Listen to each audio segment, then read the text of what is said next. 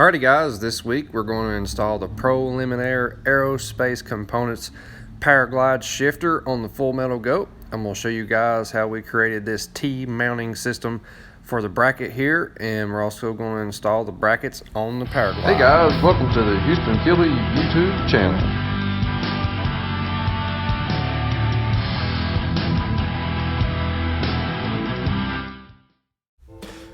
Alright guys, it's time to get the chop saw out and cut ourselves some 1.25 inches here.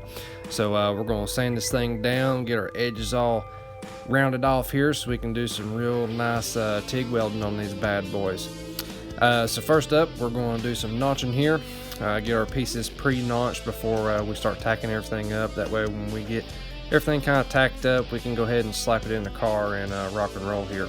So there's our end caps that we're going to put on this thing. I kind of find that's a really nice little add-on to do there.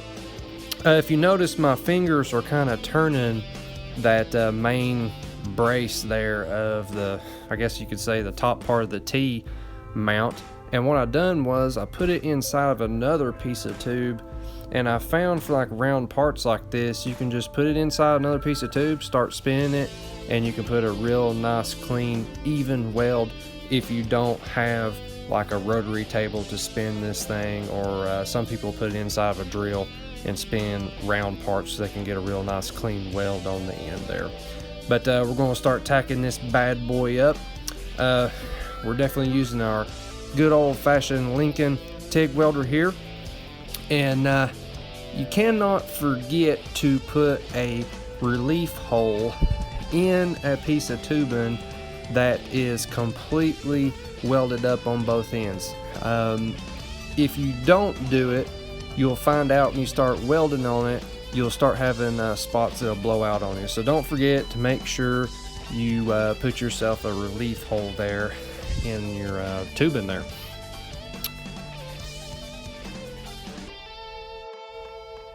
Alrighty, so we're going to continue here to do some TIG welding, get these tabs mounted up. I tell you, we're getting really excited at this point right here, kind of starting to see this thing take some shape. And right now I'm being extremely careful with this piece, and make sure we don't mar this thing up. Here in a few minutes we'll put ourselves some tape on this bad boy. And you can see now we're starting to mount this thing inside the car, and we got ourselves a level both on the vertical side and horizontal side. Make sure we keep this thing nice and level with the car so it don't look kind of crazy. But at this point in time, you got to be extremely careful when tacking this bad boy up. If you don't, you'll knock it off. I tell you what guys, this is one thing I can't wait to do until we're ready to start this thing and be at the track, is put the steering wheel on it, grab a hold of this shifter, and make some stuff happen. So we just got this shifter mounted, and I want to talk about a few things here first. First of all, you guys can see we got blue tape on it, and the reason for this is this step right here that we just accomplished, meaning welding this thing in. It's a complicated one.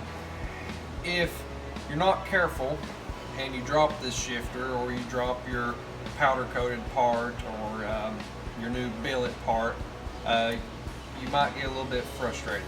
So that's why I suggest putting you some scotch tape on there, putting you some masking tape on there, something to protect it in those very crucial areas. And it helped us out a bunch, just so I didn't have to worry about scratching it. So that being said, let's sit back here and let's go over a few things. So first off, we want to mount this thing in a comfortable spot. You'll notice a lot of times in pro mod cars, top sportsman cars, bracket cars, pretty much any type of race car you can think of, the shifter is normally mounted kind of weird looking. It's normally at an angle, or it's sitting up at an angle, or it's way over here. The reason for that is because of where you're strapped into these things with your harness in, your helmet on, and all that. You don't have much room for your arm to move around. So you have to put this thing in a very comfortable spot. It's not far away to reach. You know, if you're in a street car, something that you don't have a harness in, you can lean over and put this thing into gear. But in this thing, when I'm at the track in full fire suit, fire boots, helmet, whole 9 yards, we're going to be strapped in this thing really tight. So it's got to be right there where we need that. So let's lean back here and show you guys what this thing looks like.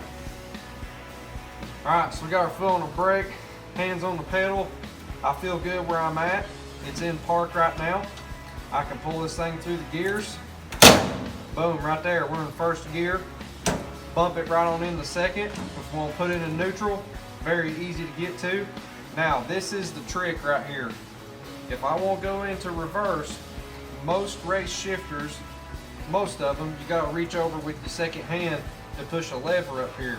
But this one, check this out, one hand, boom, we're in reverse.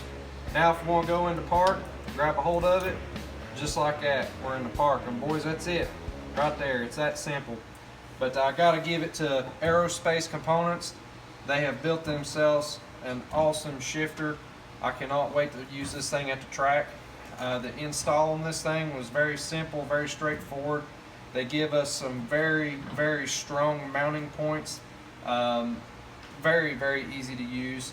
Awesome product, made in America, and for an American car, we gotta have an American shifter. So I like it a lot. We're rocking and rolling. Alrighty guys, it's time to get into the linkage portion of the video. Aerospace is very kind to give us a picture there to go by so we know how to set this bad boy up.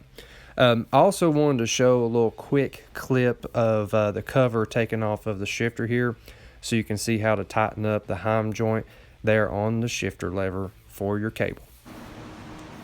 Alrighty guys, check this shifter out. Boom, this thing is looking good. We've got all of the bracketry and the linkage hooked up, and check this out, about to shift this thing into second gear here. Boom, just like that. And check this out, we'll go into neutral, boom, reverse, park, just like that, and we're in there, man. This thing is looking good. We got all of our linkage adjusted and stuff, and this thing seems to be shifting really, really smooth. Aerospace did an awesome job on their bracketry. To adjust this thing, what you want to do is, whether you start in neutral or whether you start in first gear, you want to set your shifter in the gear you want to start in on getting everything adjusted. Same thing on your transmission, set the linkage in whatever gear, and then once you do, you've got to adjust all this to get everything lined up with one of these holes. And as soon as you get all the slack out of it, bolt everything up and you'll be rocking and rolling. The instructions they send with it help you out a bunch on getting everything lined up. They send you a picture of how everything's supposed to kind of line out there, and they also send you some paperwork on how to set up your solenoid for shifting this thing, and it's really, really good information. So big shout out to Aerospace. They've done an awesome job, awesome product. We're getting really excited. This is the first time, ladies and gentlemen, I've ever put this car in park. When we got the car, when it was in its stock form, it didn't have a transmission in it, so I've never actually shifted any gears in this car. So this was a really cool moment that we really, really enjoy. Alrighty guys, we are finishing up this episode. I'm going to show you guys what you guys are going to see in upcoming episodes here. We had a great episode of finishing out this shifter. Really, really exciting. So let's look at what all we got yet to come. So we'll come on up here.